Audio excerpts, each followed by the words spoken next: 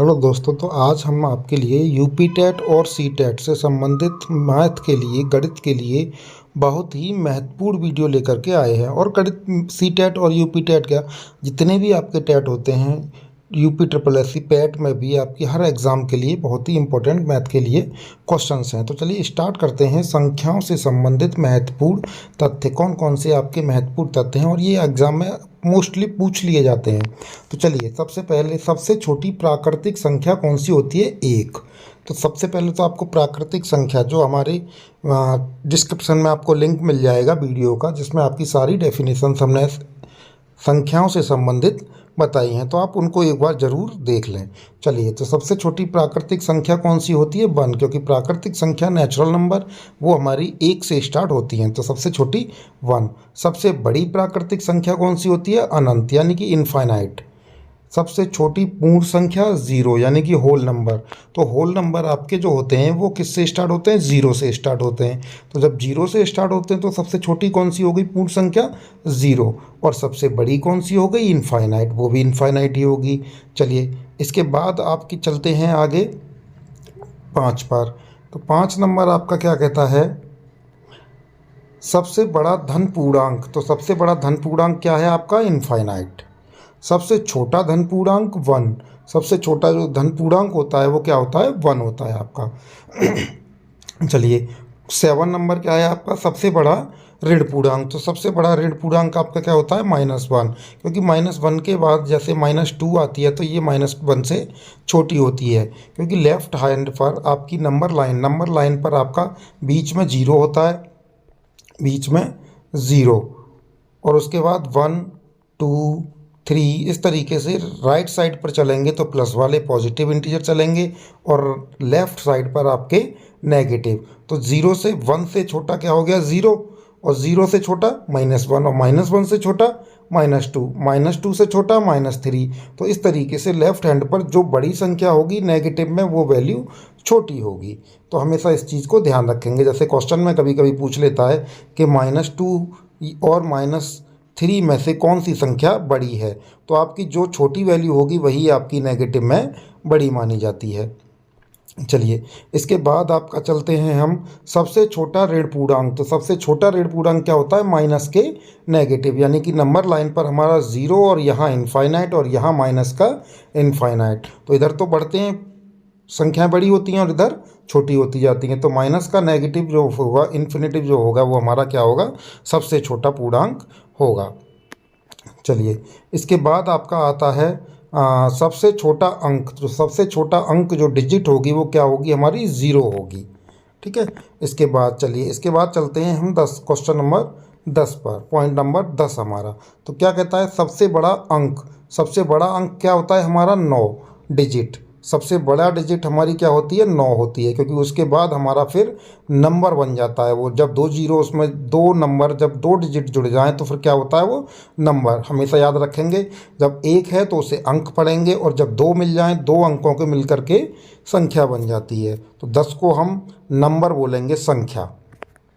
चलिए, इसके बाद इसके बाद आपका चलते हैं हम क्वेश्चन नंबर 11, यानी अंकों की कुल संख्या। अंकों की कुल संख्या कितनी है? 10, 0 से लेके 9 तक। सबसे छोटी सम संख्या 2। सबसे छोटी विषम संख्या 1। सबसे छोटी अभाज्य संख्या यानी प्राइम नंबर। अभाज्य संख्या क्या बोलते हैं? Prime number. तो प्राइम नंबर जो होता है वो सबसे छोटी 2 होती है, और जो एक ही सम भी है। चलिए, अगला क्वेश्चन हमारा यही है। एकमात्र सम अभाज्य संख्या 2। ये क्वेश्चन टेट में और यूसी टेट में कई बार पूछा गया है कि ऐसी कौन सी संख्या है जो सम होने के साथ अभाज्य संख्या भी है। तो 2 जो है वो एक सम अभाज्य संख्या है और सबसे छोटी अभाज्य संख्या है। चलिए, सबसे छोटी भाज्य संख्या 4। सबसे छोटी विषम अभाज्य संख्या 3। अभाज्य यानी कि प्राइम नंबर। एक अंक की सबसे बड़ी अभाज्य संख्या 7। एक अंक की सबसे बड़ी जो अभाज्य संख्या है वो 7 है। ये आपसे क्वेश्चन छोटे छोटे हैं, लेकिन ये आपसे पूछे जाते हैं एग्ज़ाम में। चलिए, इसके बाद है आपका 2 अंकों की सबसे छोटी अभाज्य संख्या आपकी 11। 2 अंकों की सबसे बड़ी अभाज्य संख्या 97। ठीक है। एक अंक की सबसे छोटी अभाज्य संख्या 2। इस वीडियो को देखने से पहले डिस्क्रिप्शन में आप डेफिनेशन वाली यानी परिभाषाएं जो दे रखी हैं नंबर सिस्टम की, सारी आपको पता होनी चाहिए। तो वो हमारे एग्ज़ाम में एक वीडियो में बता रखी हैं, जो डिस्क्रिप्शन में लिंक है, उसको आप देख सकते हैं। वह संख्या जो ना तो भाज्य है और ना ही अभाज्य है, यानी कि वन एक ऐसा नंबर है जो ना तो भाज्य है और ना अभाज्य है। क्योंकि भाज्य संख्याएं क्या होती हैं, जिनके एक दो से ज़्यादा फैक्टर हों, और अभाज्य संख्या जिनके दो फैक्टर हों, वन और वो संख्या खुद। तो वन एक ऐसी संख्या जिसके ना तो दो फैक्टर हैं और ना दो से ज़्यादा हैं, तो ये ना तो भाज्य है और ना अभाज्य है। चलिए इसके बाद चलते हैं क्वेश्चन नंबर 23। तो क्वेश्चन नंबर 23 आपका क्या कहता है, वह प्राकृतिक संख्या जिसकी कोई पूर्ववर्ती संख्या नहीं है। ऐसी प्राकृतिक संख्या जिसकी पूर्ववर्ती यानी कि जिससे पहले कोई भी संख्या नहीं है, प्राकृतिक संख्या। तो 1 एक ऐसी प्राकृतिक संख्या है जिससे पहले कोई भी पूर्ववर्ती संख्या नहीं है। वह पूर्ण संख्या जिसकी कोई पूर्ववर्ती संख्या नहीं है, तो 0 की कोई भी पूर्ववर्ती संख्या नहीं है। वह धन पूर्णांक जिसका कोई पूर्ववर्ती धन पूर्णांक नहीं है, तो 1। वह ऋण पूर्णांक जिसका कोई अनुवर्ती ऋण पूर्णांक नहीं है, -1। वह संख्या जो ना तो धन पूर्णांक है और ना ही ऋण पूर्णांक है, 0 यानी कि 0 एक ऐसी संख्या है जो ना तो नेगेटिव है और ना पॉजिटिव है। एक अंक की सबसे बड़ी पूर्ण वर्ग संख्या 9। इसके बाद चलते हैं अगले क्वेश्चन पर। 2 अंक की सबसे बड़ी पूर्ण वर्ग संख्या 81 यानी 81। 81 एक ऐसी संख्या है जो सबसे बड़ी पूर्ण वर्ग संख्या है, क्योंकि इसका पूर्ण वर्ग, इसका वर्ग क्या होगा हमारा, स्क्वायर रूट लेंगे तो क्या हो जाएगा 9। और अगर हम 10 का स्क्वायर रूट निकालें तो वो हो जाएगा 100, स्क्वायर करेंगे तो वो 3 अंकों में चली जाएगी। चलिए इसके बाद 1 अंकों की सबसे छोटी पूर्ण वर्ग संख्या 1। 2 अंकों की सबसे छोटी पूर्ण वर्ग संख्या 16। 3 अंकों की सबसे बड़ी पूर्ण संख्या 961। ये आपकी याद होना चाहिए, सबसे बड़ी पूर्ण वर्ग संख्या 961। 3 अंकों की सबसे छोटी पूर्ण वर्ग संख्या 100। 1 अंक की सबसे छोटी पूर्ण वर्ग घन संख्या 1। घन का मतलब क्यूब। चलिए इसके बाद आते हैं हम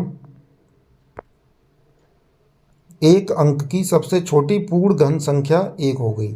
1 अंक की सबसे बड़ी पूर्ण घन संख्या 8। 2 का क्यूब 8 हो जाएगा। 2 अंकों की सबसे छोटी पूर्ण घन संख्या 27। 2 अंकों की सबसे बड़ी पूर्ण घन संख्या 64। 3 अंकों की सबसे छोटी पूर्ण घन संख्या 125। 3 अंकों की सबसे बड़ी पूर्ण घन संख्या 729। 729 किसका क्यूब होता है आपका, बताइए फटाफट। 7 का। किसका, 7 का। नहीं 7 का नहीं होता है, किसका होता है जल्दी बताइए। 729।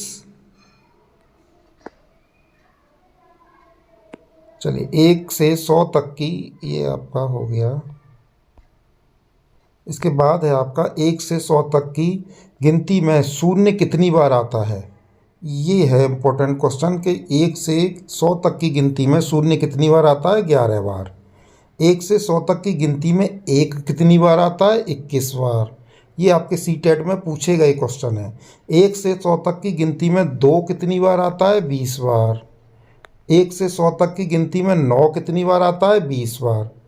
तो ये आपके 0 11 बार आता है, 1 21 बार आता है, 2 आपका 20 बार आता है, 9 आपका कितनी बार आता है, 20 बार आता है। तो ये आपके क्वेश्चंस हैं जो बहुत ही इंपॉर्टेंट क्वेश्चन हैं, तो इनको आप एक बार ज़रूर याद कर लें, जिससे कि आपके एग्ज़ाम में कभी भी ये क्वेश्चन गलत ना हो। चलिए तो वीडियो अगर अच्छी लगे, जानकारी सही लगे, तो आप इस चैनल को लाइक और सब्सक्राइब ज़रूर करें।